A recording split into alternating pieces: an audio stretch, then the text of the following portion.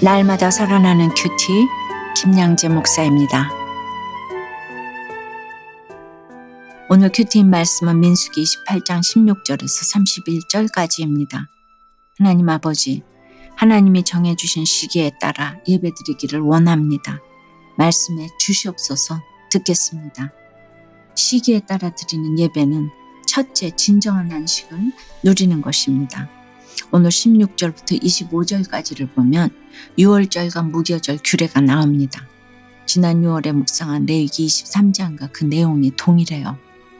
광야 시절에나 가나안 땅에 들어가서나 하나님이 정해주신 절기와 규례는 다르지 않습니다. 우리의 환경이 바뀐다고 말씀이 변하는 것이 아니지요. 그렇다면 유월절은 어떤 시기입니까? 출애굽 전날 밤 애굽의 장자를 치는 재앙에서 어린 양의 피를 문설주에 바른 이스라엘 백성의 집은 죽음의 사자가 넘어갔지요. 이때 이스라엘 백성이 구원받은 것을 기념하는 절기가 바로 유월절입니다. 그리고 유월절 다음 날부터 7일 동안은 구원받은 자가 성결을 유지하도록 무교병을 먹도록 했는데 이것을 무교절이라 불렀어요. 무교병은 밀가루에 물만 넣고 설탕도 조미료도 안 넣고 기름도 안 넣고 구운 빵이에요. 더구나 출애굽이 너무나 급했기에 아주 짧은 시간에 구워냈어요. 그러니 아무리 배가 고파도 그렇죠. 그런 빵을 무슨 맛으로 먹었겠습니까? 그런데 무교병의 뜻이 향긋하다, 맛있다라고 하니 아이러니하지 않습니까? 그리고 18절에 보니 그 첫날에는 성회로 모일 것이요 아무 일도 하지 말 것이라고 하세요. 여기서 아무 일도 하지 말라는 것은 예배 자체가 노동이 되면 안 되고 예배의 시작도 끝도 안식이 되어야 한다는 것을 뜻해요. 내가 아무리 볼품없는 무교병을 먹을지라도 오직 하나님 때문에 즐겁게 예배드릴 수 있어야 한다는 것이지요. 하나님 없이 하는 것은 모두 노동입니다. 힘들게 애써서 섬겨도 안식이 없기 때문이지요. 살아생전 남편은 환자가 많으면 많다고 생색을 내고 또 적으면 제 탓을 하면서 매일 일희일비했어요. 그래서 저는 환자가 많으면 많은 대로 남편 눈치를 보고 적으면 적은 대로 눈치를 봤습니다. 그런데 남편은 환자가 많아도 주님을 안 찾고 적어도 주님을 안 찾더라고요. 주일까지 병원 문을 열어놓고 정말 안식이 없었어요. 그리고는 피를 날마다 보니까 그것을 잊으려면 술을 마셔야 한다고 했어요. 지나고 보면 차라리 병원이 처음부터 안 됐으면 남편이 주님을 빨리 만나지 않았을까 싶기도 합니다. 정말 그렇습니다. 진정한 안식은 오직 주께로부터 나옵니다. 그래서 예배를 드리는 것이 여러분에게 위로가 되고 안식이 되어야 신앙 고백으로 즐거이 헌신도 할 수 있는 것입니다. 그리고 그 안식은 이 세상 그 어떤 것으로도 대체할 수 없는 하나님의 상급입니다. 적용해 보세요. 예배 드리는 것이 여러분에게는 안식입니까? 노동입니까? 진정한 안식은 오직 주께로부터 나온다는 것이 인정되세요? 시기에 따라 드리는 예배는 둘째 거룩한 성회로 주님께 드리는 것입니다. 26절부터 31절까지는 77절에 드릴 제물에 대해 기록하고 있습니다. 이스라엘에서 밀은 무교절로부터 7주가 지나면 수확이 가능하다고 해요. 그래서 이스라엘 백성은 유월절 이후 50일이 되는 때에 한 해의 추수를 감사하는 77절로 절기를 지켰습니다. 이날도 백성은 이 일을 멈추고 성회로 모여서 예배를 드립니다. 오늘 18절에도 성회로 모인다고 하고 25절에도 성회로 모인다고 하네요. 처음도 마지막도 거룩한 모임으로 주님께 드리는 것이지요. 하나님은 이 77절에 십계명을 주셨어요. 그리고 신약시대에 이르러서는 오순절에 성령을 주셨습니다. 그런데 이 내용을 자세히 들여다보면 번제와 소제, 속죄제를 똑같은 순서로 드리는 것을 알 수 있어요.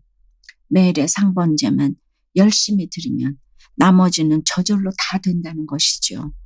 여러분, 부흥회 한번, 수련회 한번 다녀온다고 신앙이 유지됩니까? 그보다 매일의 예배가 온전히 드려지는 것이 더 중요하다는 거예요. 성령을 받는 것도 그렇지요. 성령은 어떤 이벤트의 결과로 얻어지는 것이 아니에요. 성령 충만은 거룩한 성회로 모여 매일, 매주, 매월 온전한 예배를 드릴 때 우리 가운데 임하는 것입니다. 적용 질문이에요. 여러분은 거룩한 성회로 모이는 것에 힘쓰고 계신가요? 매일, 매주, 매월 온전한 예배를 주님께 드리고 계세요. 그래서 성령 충만 하십니까? 아들의 뇌종양 사건이 세상 욕심과 육신의 원함을 내려놓는 속죄제가 되었다고 고백하는 한 집사님의 큐티인 묵상 간증이에요. 저는 남편의 외도와 빚 문제로 죽고 싶을 만큼 힘들었을 때 기독교 TV 방송으로 구속사의 말씀을 듣게 되었어요. 이후 큐티하는 공동체에 속해 양육을 받으면서 예배와 부부관계가 회복된 은혜를 누리게 되었지요. 하지만 생활이 어느 정도 안정이 되자 적당히 여기까지 하며 편안함과 행복을 따르는 삶으로 돌아갔습니다. 그러던 어느 날이에요. 사춘기에 접어든 큰아들이 갑작스레 뇌종양 진단을 받았어요. 이후 아들은 일주일 간격으로 조직검사와 종양제거 수술을 받아야 했답니다. 그때 저는 아들의 수술 대기실에서 정신이 아득해지는 두려움을 느꼈지요. 그리고 너희를 속죄하기 위하여 순념소 한 마리로 속죄제를 드리라는 오늘 22절 말씀처럼 세상 욕심과 육신의 원함을 내려놓지 못하는 저 때문에 아들이 속죄제물로 드려지는 것 같아 말할 수 없는 고통으로 엎드려 올 수밖에 없었답니다. 그러다 저는 제 우상인 아들을 데려가셔도 감사, 살려주셔도 감사합니다라는 기도를 드리게 되었어요. 하나님은 아들과 병원에서 생활하는 동안 말씀의 위로와 공동체의 사랑으로 묵묵히 그 시간을 지나게 하셨답니다.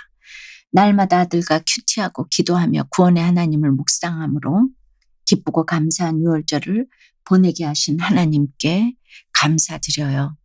저의 적용은 어떤 역할이라도 여기까지 하며 토달지 않고 순종하겠습니다.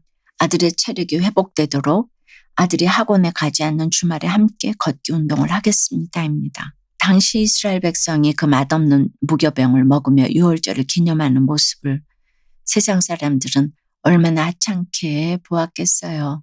지금도 별반 다르지 않아요. 구원받지 못한 사람이 볼 때는 우리가 주일에 교회 가서 2시간, 3시간 예배 드리는 것이 얼마나 딱해 보이겠습니까? 돈이 나오는 것도 아니고 돈 쓰면서 왜 저 짓을 하나 이러지 않겠습니까? 그러나 구원받은 성도들이 모이면 그 자체가 기쁜 거예요. 지체들의 얼굴만 봐도 구원이 생각나니 그저 기쁘고 좋지요. 무교병 같은 김밥 한 줄을 먹어도 비프스테이크 먹는 것 못지않게 안 납니다. 때마다 엄청난 기쁨이 솟아납니다. 그래서 우리가 시기에 따라 드리는 예배야말로 신비의 축제인 것입니다. 각자가 구속사를 깨닫고 자기 죄를 보니 20년 딱 되었지만 정말 거의 분쟁이 없었어요. 그러니 얼마나 교회 오는 것이 설렘이 있는지 모르겠습니다.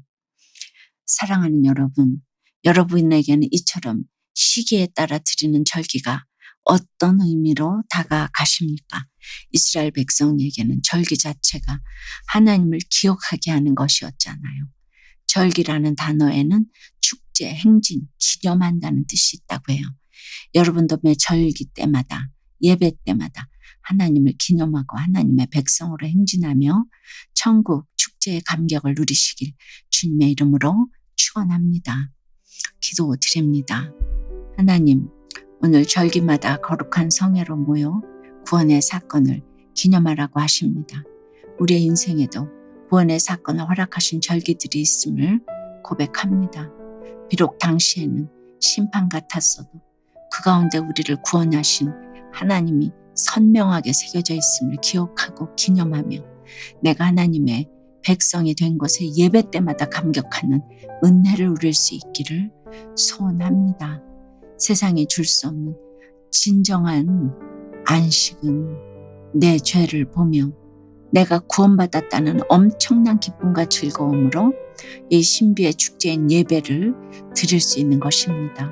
그러므로 예배가 회복되게 도와주시옵소서. 알파와 오메가 되신 우리 주님을 내 인생에 모시면 그 어떤 것도 노동이 아니고 안식이 될 줄 믿습니다. 오늘 하루도 향기로운 제물로 주님께 드려지는 우리 인생이 되도록 주여 역사하여 주시옵소서. 예수 그리스도 이름으로 기도드리옵나이다. 아멘. 지금까지 우리들 교회 김양재 목사님이었습니다. 큐티에 도움받기 원하시는 분들은 QTM 홈페이지 qtm.or.kr 또는 유튜브에서 QTM을 검색하시면 도움받을 수 있습니다. 자세한 문의사항은 지역번호 031-705-5360번으로 문의하시기 바랍니다.